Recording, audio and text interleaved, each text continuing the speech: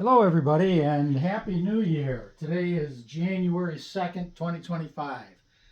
I want to do a quick little video for one of my customers who has a 6-month-old golden retriever that is acting out on a couple of little issues, nothing serious, but one in particular is counter surfing. Counter surfing is when dogs start to steal things off the top of a counter or a table, usually food, and quite often it's created with the help of little children who have the tendency to drop a lot of food on the floor when they're eating. I guess some adults do too, so I shouldn't just pick on children, but more so with the kids who drop food on the floor. The dog rushes to go pick it up, even if you don't want the dog to pick up the food that falls on the floor. Sometimes they're just too quick for you to get it, and they get it, and you just let it go because they got it. Which is something that I want you to change now. No matter how long your dog has maybe been beating you to the punch by getting to that food, I want you now to start to change that. Even if they get the food, I want you to grab that dog and get that food out of their mouth. Don't let them have it. Once you start dropping food on the floor and the dog is picking up that food off of the floor and theoretically getting away with it because they're faster than you, they start to learn where the food came from. It came from the top of this counter. And I'm tall enough now where I don't have to wait for that food to fall on the ground. It's right here on the edge of the counter or the corner of the table. I could just go up there myself and get it, help myself to as much as I want instead of just a couple of little pieces that fall on the floor. So we need to first start acting a little bit more alpha with your dog and not letting them have any food that's yours. Think of a wolf pack that's eating off of a wild carcass that was killed in the wild. The alphas do not allow the lesser wolves, the younger wolves, to feast on that carcass until they're good and fed themselves. Then and only then, maybe and cautiously, those younger wolves might come to the carcass to get their share. All right, so to a certain degree, I want you to protect your food almost like an alpha would be protecting their food in the wild. And if you drop something on the floor now and that dog manages to get there before you to pick it up, whatever they haven't swallowed, I want you to get into their mouth and take it away from them and don't let them have it. Period. If you do feed your dog human food, that's fine. I'm not going to begrudge you for doing that, but put it in their bowl. And their food bowl should not be in the same room where you eat. It shouldn't be in your kitchen or dining room, wherever it is that you and your family might eat.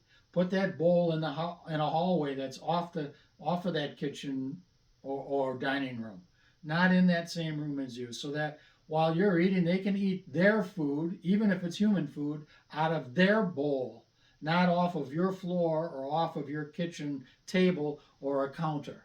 Okay, so you need to start to protect your food and teach your dog that it's yours, not theirs. All right. Now I have several videos on the website that teach people the techniques that I like to teach to prevent counter surfing. But there's one technique that's not on my website, and that not on the Regal Crest. It's www.regalcrestcanines, canines is plural, regalcrestcanines.com. And the last page on there has a bunch of videos that I've created, and some of them talk about counter surfing, but none of them talk about the technique that I'm about to teach you. Now, if you're going to use this technique, and Tim, this video is mostly for you. I'm creating it for you. So I know you have 2 young children at home. If you're going to use this technique, I recommend that you don't use it while your kids are sleeping because you might wake them up. I also, and this goes for any of you that are watching this video that might have young kids that might be napping as well, because you'll probably wake them up if you use this technique. But before I show it to you, I don't want anybody to confuse this technique with yelling at their dog. I am not in favor of yelling at dogs. I'm not in favor of hitting dogs or anything like that. So I don't want this. For those of you that have taken lessons with me, I constantly talk about not yelling at your dog for a lot of reasons. But one reason that goes that you might not think of is that when you're yelling, a dog interprets that as barking, that you're barking. And you might actually be teaching your dog to bark.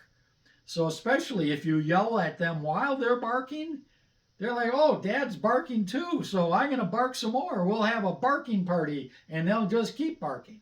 So it's very important that you don't ever yell at your dogs. And obviously, it goes without saying, hitting or anything like that is off limits completely. But this technique that I'm about to use is loud. And it's designed to startle your dog.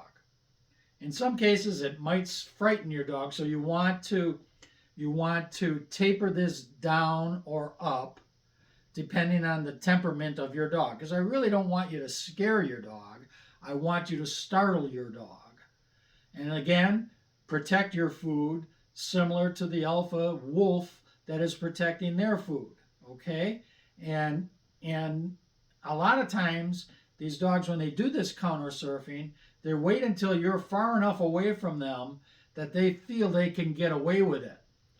Either you're in a different room or you're on the other end of the room, something like that, and they almost kind of try to sneak it. So you have to kind of set them up to misbehave, to do the counter surfing, so that you can apply any of the techniques that I've taught. But this technique in particular, you need to startle the dog, not scare the dog. Leave it, leave it, leave it, leave it. Pound on the floor. Make some noise like that. Leave it, leave it, leave it. Anything that you can do that's sharp, loud, and quick. And you can move towards the dog. Just don't move towards the dog with your arms waving like you're going to hit the dog or anything like that. If the dog tucks tail, it's not so bad. But again, you could, the next time you apply this technique, maybe amp it down just a couple of amps, because again, we're not trying to scare the dog. We're trying to startle the dog. Dogs will tuck tail when they get startled, so kind of measure it with your dog. Try not to scare him or her. Startle the dog. Make this loud, sharp behavior. Use some words. Pound your foot on the floor. Do it quickly. Approach them even. Whatever you want to do to actually startle them into the point where they are looking at you like you're out of your mind. What, I better stay away from his food. Just like an alpha wolf is going to teach the younger wolves to stay away from his food. Again, I'm not trying to imply that your dog is a wolf. And there are some trainers out there that want to stay away from that type of analogy completely. I'm not one of them. I do think that dogs act a lot like pack animals, like a wolf would, and the similarities are very similar in a domesticated way, and so we can use some of those techniques. Now, I've been training for years. This is the first time I'm actually videotaping this technique because I don't have time to go to the client's house today to help them with this, and I'm not gonna get there for another week.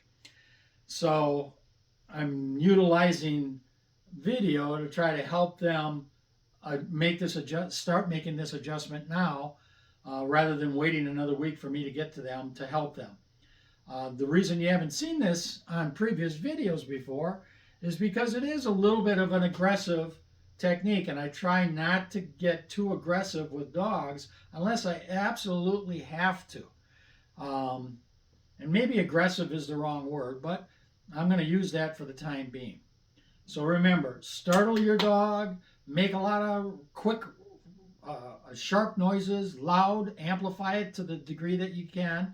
Make sure your kids aren't sleeping in their bedrooms, and set your dog up so that you can do this at specific times versus while you are occupied actually maybe cooking a meal or taking care of the kids, so that the dog knows not to react to or not to counter surf when you're in a family setting.